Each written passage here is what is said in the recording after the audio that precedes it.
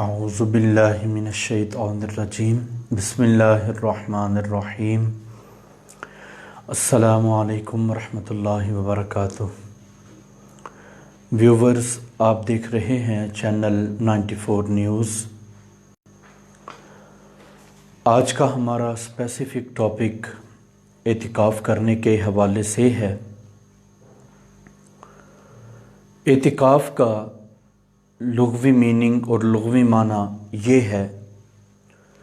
جو کسی بھی ایک خاص قوم کی زبان کے اندر یا ان کی اصطلاح کے مطابق کسی لفظ کی تحقیق کی جاتی ہے، اس سے پہلے جو اس کی مختصر اور چند الفاظ کے اندر جامع تعریف کو بیان کر کے اس کی پہچان کروائی جاتی ہے، یہ لغوی معنی ہوتا ہے۔ اعتکاف کا لغوی معنی ہے الاقامت علی الشیء، کسی چیز کے اوپر ثابت قدم ہو جانا، اس کا ارادہ کرنا، اس کے اوپر ٹھہر جانا۔ وحبس النفس علیہ، اور اپنے نفس کو، جسم کو اس کے اوپر روک دینا۔ اسی سے اللہ رب العزت وحدہ لا شریک کا یہ فرمان ذی شان ہے۔ رب ذوالجلال نے فرمایا وَأَنْتُمْ عَاكِفُونَ فِي الْمَسَاجِدِ، یہ سورہ بقرہ آیت نمبر 187 ہے۔ رب ذوالجلال وحدہ لا شریک نے ارشاد فرمایا اس حالت کے اندر کہ تم مساجد کے اندر اعتکاف کر رہے ہو، اپنے جسموں کو روک کے رکھے ہوئے ہو، اور اسی طرح اللہ رب العزت وحدہ لا شریک کا یہ بھی فرمان عالی شان ہے۔ فرمایا ان طہر بیتی للطائفین والعاکفین، سورہ بقرہ آیت نمبر 125۔ اللہ رب العزت وحدہ لا شریک نے حضرت جناب سیدنا ابراہیم خلیل اللہ علیہ السلام اور حضرت جناب اسماعیل ذبیح اللہ علیہ السلام، ان دونوں کو یہ حکم ارشاد فرمایا کہ میرے گھر کو پاک کر دو، صاف کر دو۔ کعبۃ اللہ شریف کا طواف کرنے والوں کے لیے اور اس کے اندر اعتکاف کرنے والوں کے لیے، یعنی رکنے والوں کے لیے جو اپنے جسموں کو یہاں پہ روک کے رکھیں گے۔ اعتکاف کا شرعی معنی یہ ہے المکث فی المسجد، مسجد کے اندر خود کو روکنا، من شخص مخصوص، کسی بھی مخصوص بندے کی طرف سے، بصفت مخصوصۃ، کچھ خاص صفتوں کے ساتھ، اچھائیوں کے ساتھ، خوبیوں کے ساتھ، یعنی مخصوص ایام کے اندر کسی خاص بندے کا کچھ خاص بھلائیاں حاصل کرنے کے پیش نظر اللہ رب العزت کے گھر مسجد کے اندر اپنے آپ کو روک کے رکھنا، یہ اعتکاف کہلاتا ہے۔ اعتکاف ایک گھڑی کے لیے بھی صحیح ہے، یعنی ایک پل کے لیے، ایک لمحے کے لیے۔ لفظ ساعت کا عربک گرامر کے اعتبار سے اور لغت کے اعتبار سے جو لفظ ہے یہ بولا جاتا ہے ایک گھنٹے کے اوپر۔ عرف عام میں جو عموماً ایک بولی لوگوں کی آپس میں چلتی ہے، بولی جاتی ہے، اس کے اندر اس لفظ کا اطلاق ایک پل کے لیے، ایک منٹ کے لیے، ایک لمحے کے لیے بھی ہوتا ہے۔ تو علماء کرام ارشاد فرماتے ہیں فَيَنْبَغِي لِكُلِّ جَالِسٍ فِي الْمَسْجِدِ، فرمایا کہ ہر بندہ جو مسجد کے اندر بیٹھا ہے اس کی نیت یہ ہے لِانْتِظَارِ الصَّلَاةِ، وہ نماز کا انتظار کر رہا ہے، اور یہ بھی بڑی عبادت ہے۔ اعتکاف کے حوالے سے رکنا یہ الگ درجہ۔ اللہ کے پاک نبی علیہ السلام نے ارشاد فرمایا ہر وہ بندہ جو ایک نماز کی ادائیگی کے بعد اپنے آپ کو دوسری نماز کے انتظار کے لیے روک کے رکھتا ہے، فرمایا جتنا وقت اس نے انتظار کیا رب ذوالجلال نے اس کے وقت کو سارے کے سارے کو عبادت بنا دیا۔ جتنی دیر انتظار کرتا رہا وہ بھی وقت اس کا عبادت کے اندر شمار کیا جائے گا۔ اور اللہ کے پاک نبی علیہ السلام نے ارشاد فرمایا کہ ایک ہوتا ہے نماز کا ادا کرنا، نماز کی ادائیگی اور چیز ہے۔ قرآن مقدس نے جو حکم دیا وہ ہے اقامت صلاۃ، نماز کا قائم کرنا، ادا کرنا۔ جب بھی کسی نماز کا وقت آ گیا، نماز پڑھ لی، اسے ادا کر لیا، بندہ گھر چلا گیا، یہ ادائیگی ہے۔ اقامت صلاۃ، نماز کا قائم کرنا، وہ یہ ہے بندے نے نماز پڑھ لی، اپنے گھر چلا گیا، مارکیٹ میں، پلازے میں، دیگر کام کاج کے اندر مصروف ہے، لیکن فرمایا وہ بندہ، اس کا جسم مارکیٹ میں ہے، گھر میں ہے، وَقَلْبُهُ مُعَلَّقٌ بِالْمَسْجِدِ، فرمایا لیکن اس کا دل جو ہے وہ ابھی تک مسجد کے ساتھ اٹیچ ہے، اس کا دل مسجد کے ساتھ لگا ہوا ہے۔ گویا کہ بندے کا جسم اس کے گھر کے اندر ہے، لیکن وہ دلی طور پہ، روحانی طور پہ اللہ رب العزت کے گھر کے اندر ہے۔ تو فرمایا رب ذوالجلال نے اس چیز کا نام اقامت صلاۃ فرمایا کہ ایک بندہ اگرچہ مسجد سے چلا گیا لیکن اپنے دل کو مسجد سے الگ نہ کر پایا، تو یہ اقامت صلاۃ ہے۔ اب کوئی بندہ نماز کے انتظار کے لیے مسجد کے اندر بیٹھا ہوا ہے تو اس کی طرف سے یہ بھی اعتکاف ہے۔ او لشغل آخر من آخرت او دنیا، یا فرمایا کہ کسی بھی آخری امور کے حوالے سے، آخرت کے حوالے سے بندے نے اپنے آپ کو بٹھا لیا، یعنی وہ کام ایسا تھا جس کا تعلق آخرت کے ساتھ تھا، یا کام ایسا ہے اس کا تعلق دنیا داری کے کسی کام کے ساتھ ہے۔ مثلا ایک بندے نے کسی بھی دوسرے بندے کی حاجت کو، ضرورت کو پورا کرنا ہے، اور ان دونوں کی میٹنگ، مجلس، آپس کی محفل کسی اور جگہ کے اوپر نہ جم سکی، نہیں بیٹھ سکے، نہیں مل سکے، دونوں نے ارادہ کیا مسجد کے اندر ملیں گے، نماز سے چند پل پہلے یا کچھ وقت بعد ایک دوسرے سے بات چیت طے کر لیں گے۔ تو فرمایا اس غرض سے اگر کوئی بندہ اپنے آپ کو مسجد کے اندر روک کے رکھتا ہے تو وہ اعتکاف کا ثواب پائے گا۔ البتہ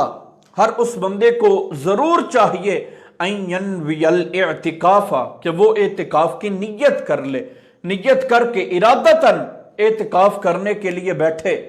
پھر فرمایا فَإِذَا خَرَجَ، ایک تو ہے کہ بندہ آدھا گھنٹہ مسجد کے اندر بیٹھا رہا، 1.5 گھنٹہ بیٹھا رہا، 3 گھنٹے مسلسل مسجد کے اندر بیٹھا رہا، فرمایا اس کے لیے یہ اعتکاف ہے۔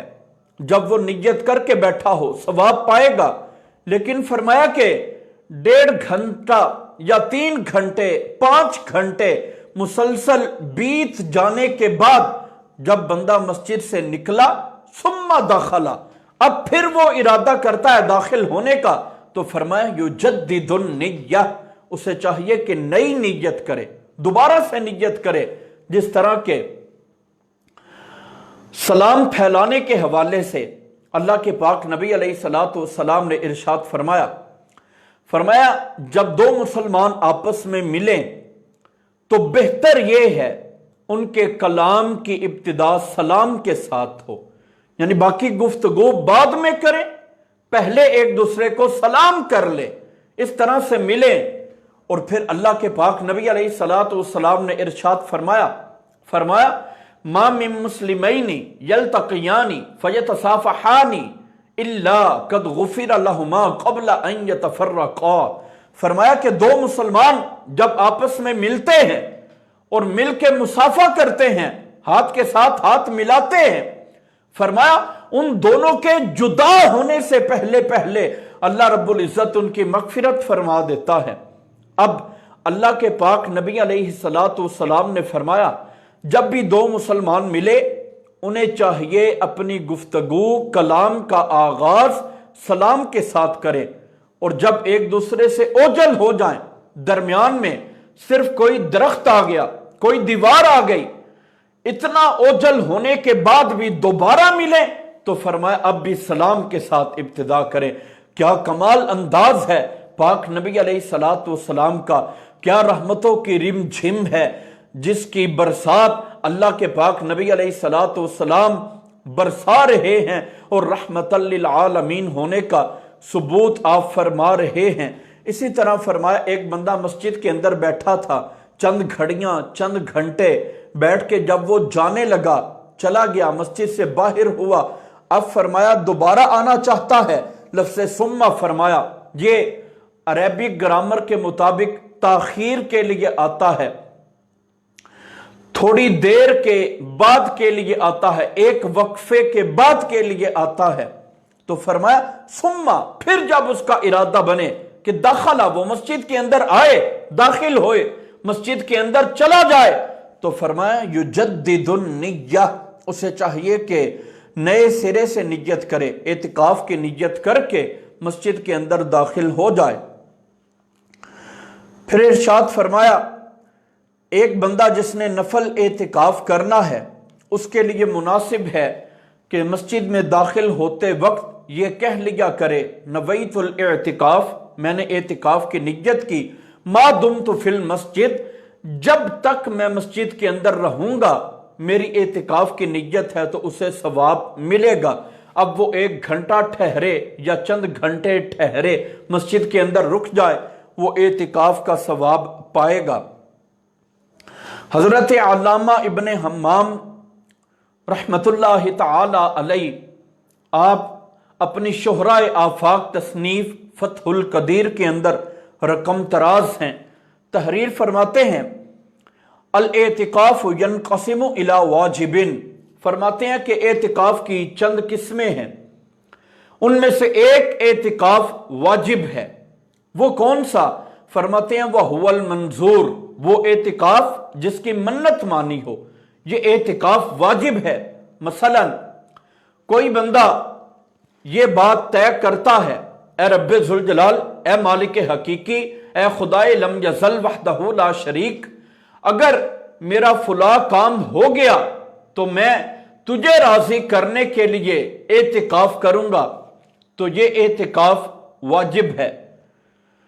فار ایگزامپل، اگر کوئی بندہ اسے اپنے بچے کی سٹڈی یا پڑھائی کے اوپر پوری توقع ہے، لیکن وہ اس شک کے اندر مبتلا ہے کہ نہ جانے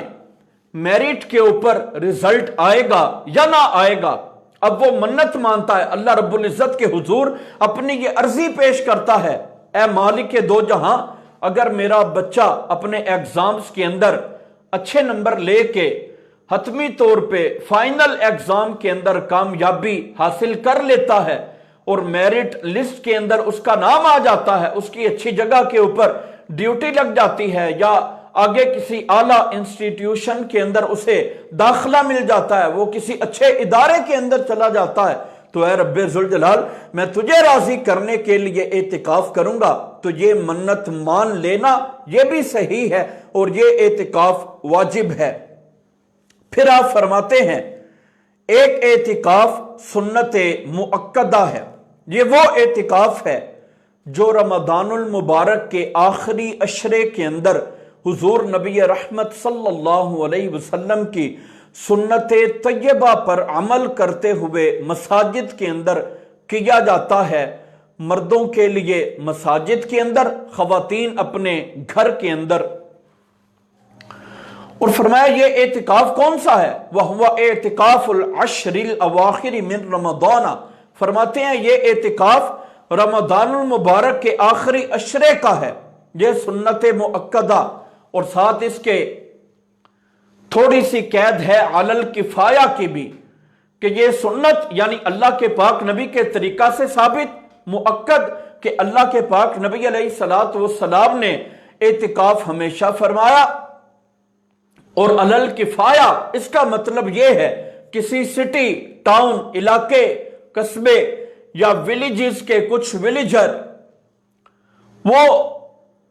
اگر اعتکاف ان میں سے کوئی ایک بندہ یا دو تین بندے کر لیتے ہیں تو پورے علاقے محلے یا شہر کی طرف سے کافی ہو جائے گا۔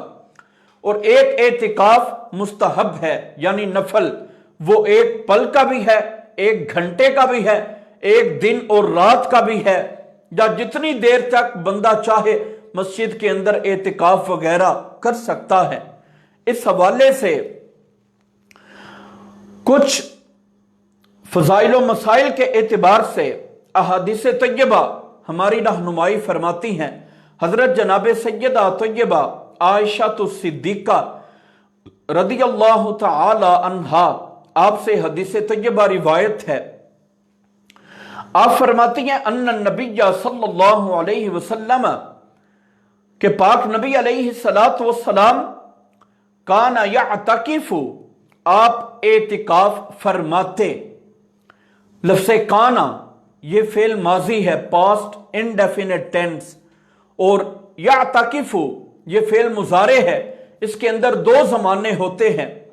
پریزنٹ انڈیفینٹ ٹینس اور فیوچر انڈیفینٹ ٹینس، فعل حال اور استقبال، دو زمانے ہوتے ہیں، ایک وقت کے اندر ایک ہی ہوتا ہے،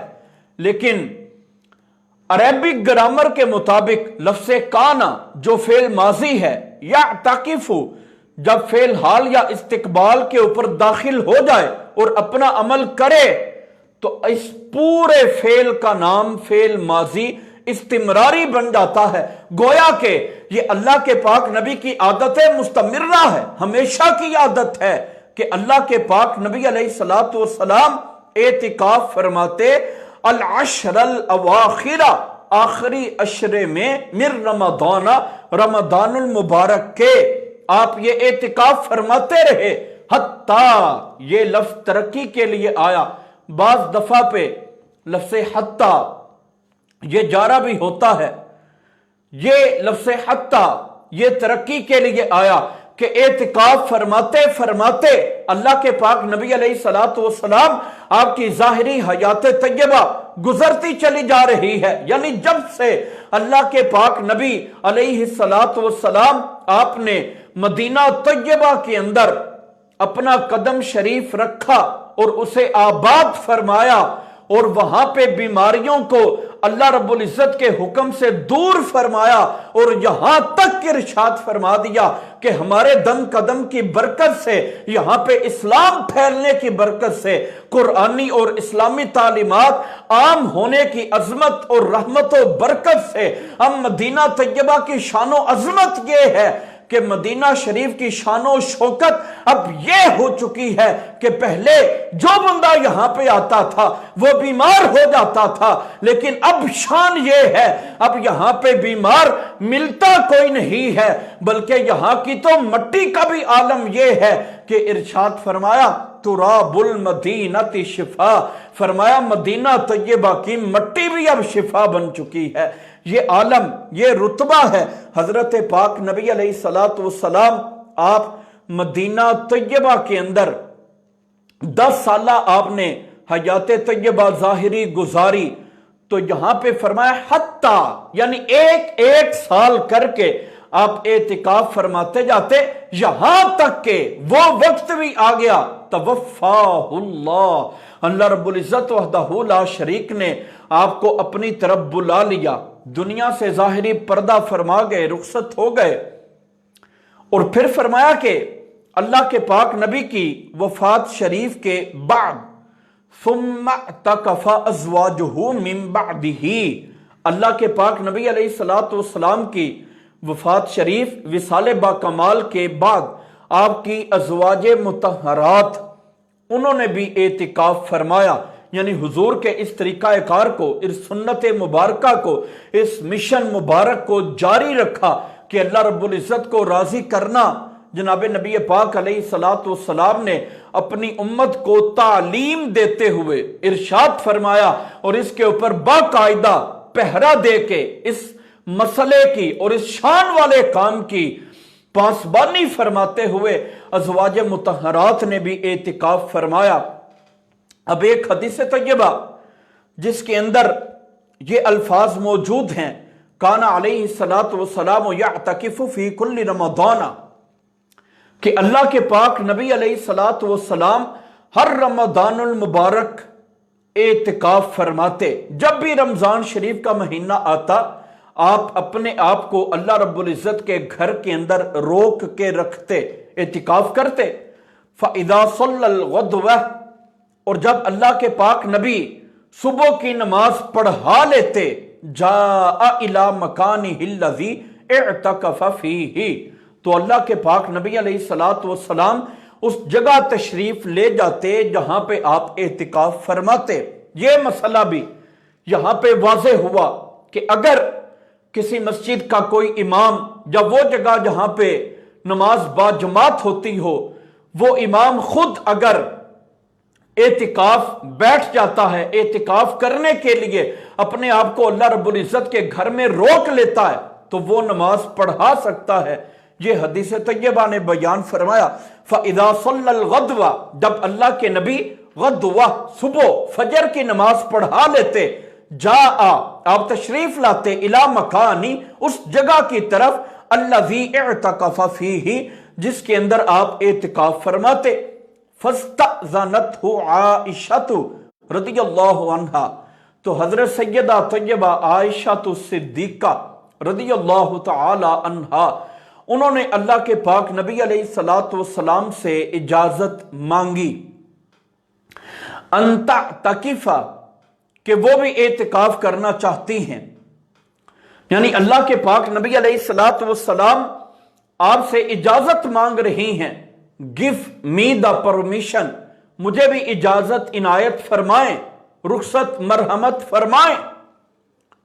کہ میں بھی اعتکاف کروں. فَأَذِنَ لَهَا, اللہ کے پاک نبی علیہ الصلوۃ والسلام نے انہیں اجازت دے دی. فَضَرَبَتْ فِيهِ قُبَّةً, تو انہوں نے مسجد نبوی شریف کے اندر ایک خیمہ لگا لیا. فَسَمِعَتْ بِهَا حَفْصَةُ رضی اللہ عنہا, اس چیز کے بارے میں حضرت حفصہ کو جب پتا چلا, انہوں نے جب یہ خبر سنی, فَضَرَبَتْ فِيهِ قُبَّةً, انہوں نے بھی اپنا ایک خیمہ مسجد نبوی شریف کے اندر لگا لیا. فَسَمِعَتْ زَيْنَبُ, حضرت زینب رضی اللہ تعالی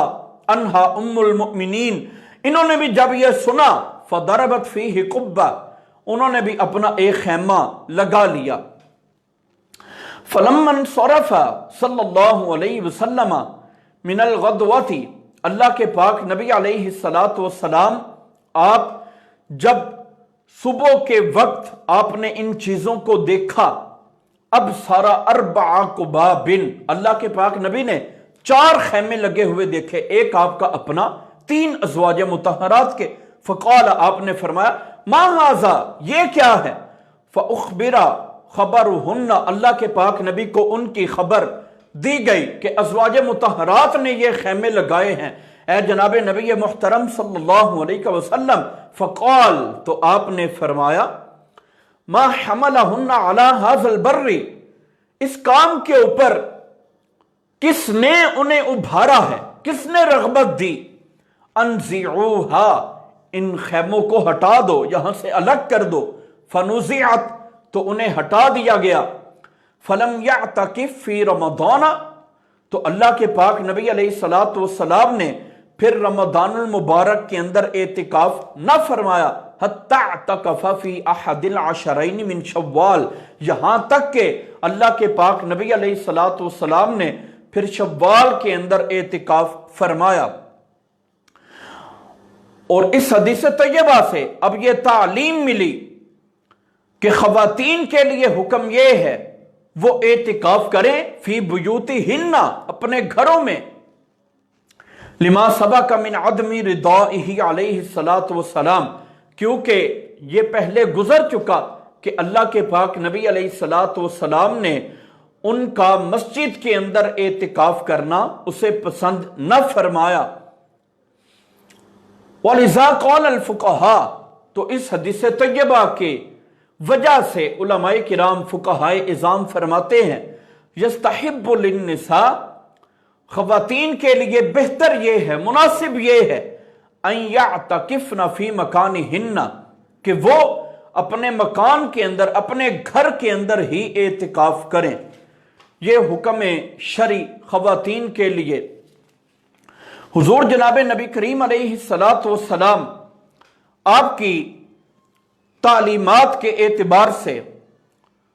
حضرت جناب سیدہ طیبہ عائشہ صدیقہ رضی اللہ تعالی عنہا آپ فرماتی ہیں کانا رسول اللہ صلی اللہ علیہ وسلم کہ جناب رسول اللہ صلی اللہ علیہ وسلم اذا اعتکف جب آپ اعتکاف فرماتے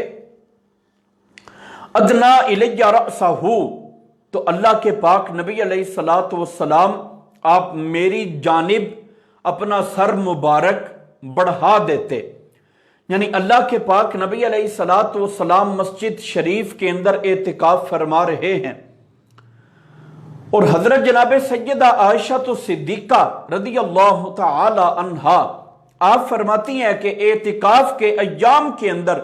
اللہ کے پاک نبی علیہ الصلاۃ والسلام اپنا سر مبارک میرے حجرہ کی طرف نکالتے۔ اس سے یہ پتہ چلا، یہ دلیل ہے اس بات کے اندر کہ مسجد کے اندر بندے کا جسم ہو اور سر یا جسم کا کوئی ایک حصہ وہ مسجد کے احاطے سے ذرا باہر ہو جائے تو اس سے اعتکاف نہیں ٹوٹتا، نہیں جاتا، ختم نہیں ہوتا، بلکہ برقرار رہتا ہے۔ آپ فرماتی ہیں کہ اعتکاف کی حالت کے اندر اللہ کے پاک نبی نے اپنا سر مبارک میری جانب بڑھایا۔ حضرت علامہ ابن الملک فرماتے ہیں اخرج رأسہ من المسجد الى حجرتی کہ اللہ کے پاک نبی علیہ الصلاۃ والسلام نے اپنا سر انور شریف مسجد نبوی سے میرے حجرہ پاک کی طرف نکالا، وَهُوَ فِي الْمَسْجِدِ جبکہ اللہ کے پاک نبی خود مسجد کے اندر تشریف فرما ہیں۔ تو آپ فرماتی ہیں میں کیا کرتی؟ فَأُرَجِّلُهُ میں اللہ کے پاک نبی علیہ الصلاۃ والسلام کے سر مبارک میں کنگھی کیا کرتی۔ الترجیل تسریح الشعر فرماتے ہیں ترجیل کہا جاتا ہے بالوں کے سنوارنے کو۔ وَهُوَ اسْتِعْمَالُ الْمِشْتِ فِي الرَّأْسِ سر کے اندر کنگھے کا استعمال کرنا اسے ترجیل کہا جاتا ہے، بالوں میں کنگھی کرنا۔ اللہ کے پاک نبی علیہ الصلاۃ والسلام مسجد کے اندر ہوتے اور اپنا سر انور شریف میرے حجرہ پاک کی طرف نکالتے اور میں آپ کے بال مبارک انہیں کنگھی کر دیا کرتی۔ فرماتے ہیں کہ یہ بھی پتہ چلا ان المعتکف لو اخرج بعد اجزائه من المسجد اگر اعتکاف کرنے والا اپنے جسم کے کچھ اعضاء انہیں مسجد سے باہر نکال دے لا یبطل اعتکافہ تو اس کا اعتکاف باطل نہ ہوگا۔ وعلا اور یہ مسئلہ بھی پتہ چلا، اس بات کے اوپر بھی دلیل مل گئی ان الترجیل مباح للمعتکف معتکف بندے کے لیے ترجیل یعنی کنگھی وغیرہ کرنا، بالوں کو سنوارنا، درست رکھنا یہ جائز ہے، لیکن مسجد کے احاطہ سے باہر ہو، مسجد کے اندر بالوں وغیرہ کا گرنا یہ ممنوع ہے، اس سے گریز چاہیے۔ اور حضرت علامہ ابن حمام فرماتے ہیں وَإِنَّ غُسْلَهُ فِي إِنَاءٍ فِي الْمَسْجِدِ معتکف بندے کو اگر غسل شرعی کی ضرورت پڑ گئی فی اناء فی المسجد تو وہ مسجد کے اندر کسی ایک بڑے برتن کے اندر غسل کر سکتا ہے، یعنی گرمی کی وجہ سے غسل نہیں ہے، غسل شرعی اس صورت کے اندر کرنا پڑ گیا کہ مسجد کے اندر باتھ روم واش روم وغیرہ اویلیبل نہیں ہیں۔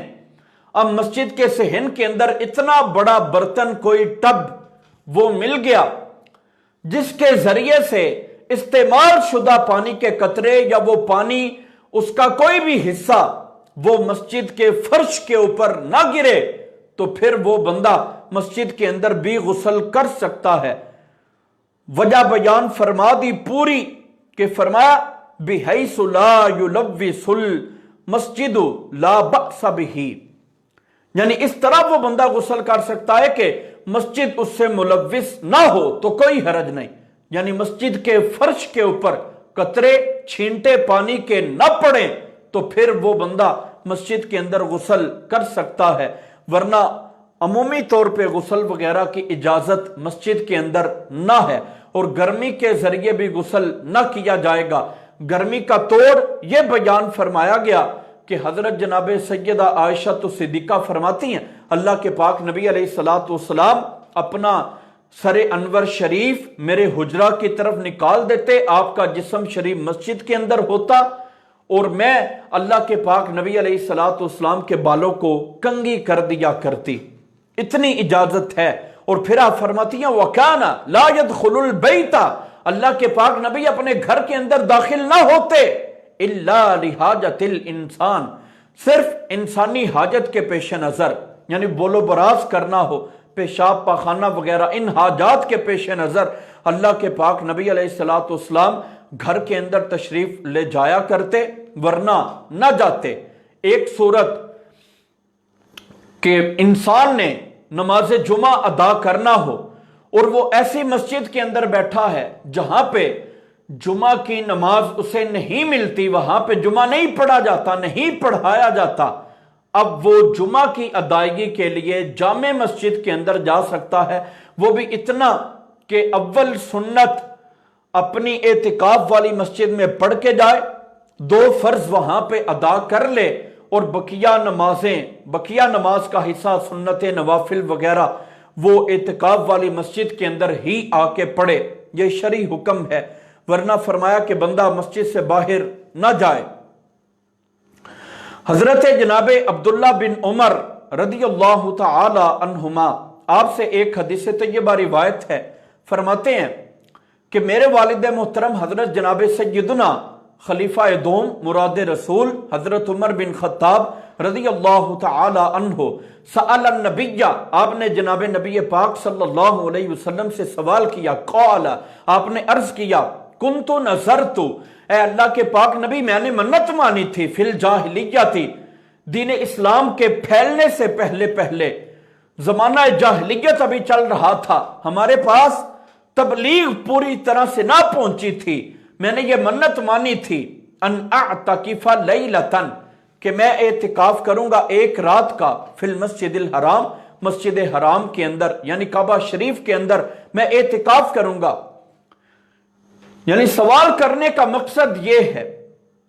کہ کیا اے اللہ کے نبی مجھے اجازت ہے میں اپنی منت کو پورا کر لوں؟ قال، آپ نے فرمایا فَأَوْفِ بِنَذْرِكَ، آپ اپنی منت کو پورا کریں۔ حضرت جناب سیدنا ملا علی قاری مکی حنفی رحمت اللہ تعالی علیہ آپ ارشاد فرماتے ہیں کہ عرب والوں کی یہ پہلے بھی عادت تھی، قبل بعثتہ علیہ السلام، اللہ کے پاک نبی علیہ السلام کی بعثت یعنی اعلان نبوت فرمانے سے پہلے بھی ان کی یہ عادت مبارکہ تھی کہ وہ کچھ منتیں مان لیا کرتے تھے۔ اور دوسرے نمبر پہ آپ نے ارشاد فرمایا یہ بھی مراد ہو سکتا ہے کہ آپ نے اسلام تو قبول کر لیا تھا لیکن اسلام کا ابھی غلبہ نہیں تھا، اسلام کا ابھی ہولڈ نہیں تھا، تو حضرت عمر آپ کو اجازت نہ دی جاتی تھی، کفار وغیرہ کا خطرہ بھی تھا۔ یہ کچھ آپ نے مینشن فرما دیا، وضاحت فرما دی۔ فَإِنَّ نَذْرَ عُمَرَ، کہ حضرت عمر نے منت مانی، انما کان بعد اسلامی ہی، جبکہ آپ نے اسلام کو قبول کر لیا ہے، لیکن لم یتمکن منہ، آپ وہاں پہ نہ جاتے، لشدت شوکت قریش ومنعہم منہ، کیونکہ قریش نے آپ کو منع کیا ہوا تھا، اس وجہ سے آپ نہ جاتے۔ یہ نہیں کہ کوئی بزدلی کا اظہار تھا یا آپ ان سے ڈرتے تھے، اس وجہ سے نہیں، بلکہ اس وجہ سے کہ میری وجہ سے خون ریزی نہ ہو، قتل و قتال نہ ہو، اس وجہ سے آپ ذرا احتیاطی تدابیر اپنا کے وہاں پہ نہ جایا کرتے۔ تو آپ فرماتے ہیں میں نے منت مانی انی اعتکف لیلہ، کہ میں اعتکاف کروں ایک رات کا۔ حضرت ملا علی قاری فرماتے ہیں جو آپ نے یہ الفاظ بولے نا ان اعتکف لیلہ، کہ میں اعتکاف کروں ایک رات کا، تو فرماتے ہیں اس کے ساتھ دن بھی ہے، خالی رات کا اعتکاف نہیں، یعنی ایک دن اور ایک رات یہ بھی شامل ہوگا۔ اب بھی کوئی بندہ اگر منت مانے کہ میں رات کے وقت کا اعتکاف کروں گا تو اس کے ساتھ دن بھی موجود ہوگا۔ ضروری ہے خالی رات کا اعتکاف نفلی ویسے ایک پل کے لیے، چند پل کے لیے یہ بھی شمار کیا جاتا ہے، لیکن کوئی بندہ صرف یہ کہے کہ میں فقط رات کے وقت کا اعتکاف کروں گا تو دن بھی اس کے اندر شامل ہوگا۔ تو اللہ کے پاک نبی نے ارشاد فرمایا آپ کو اجازت ہے فَأَوْفِ بِنَذْرِكَ، آپ اپنی منت کو پورا کریں، آپ اپنی منت کے اوپر عمل کریں۔ اور ایک حدیث طیبہ کے اندر جسے امام ابو داؤد شریف کے اندر، امام نسائی نے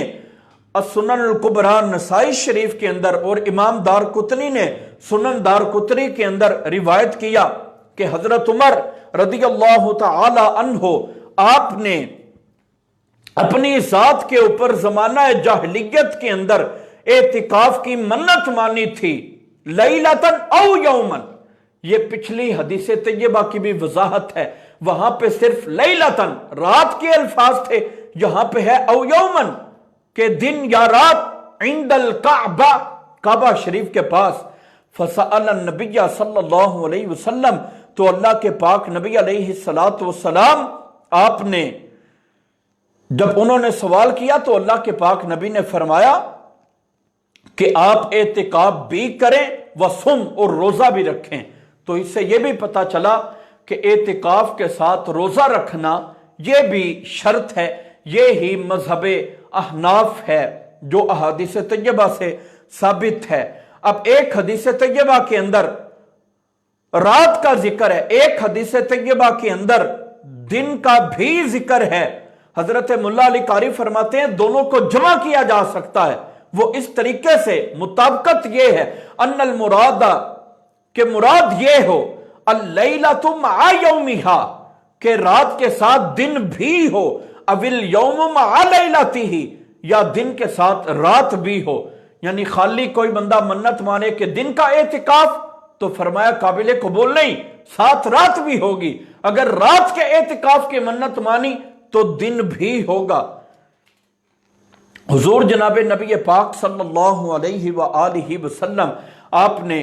ارشاد فرمایا اعتکاف کی فضیلت کو بیان فرماتے ہوئے، فرمایا جو بندہ اللہ رب العزت کی رضا کے لیے اعتکاف کرے اس بندے کو 2 حج اور 2 عمروں کا ثواب عطا کیا جاتا ہے۔ حضور جناب نبی پاک صلی اللہ علیہ وسلم آپ نے یہ بھی ارشاد فرمایا ایک بندہ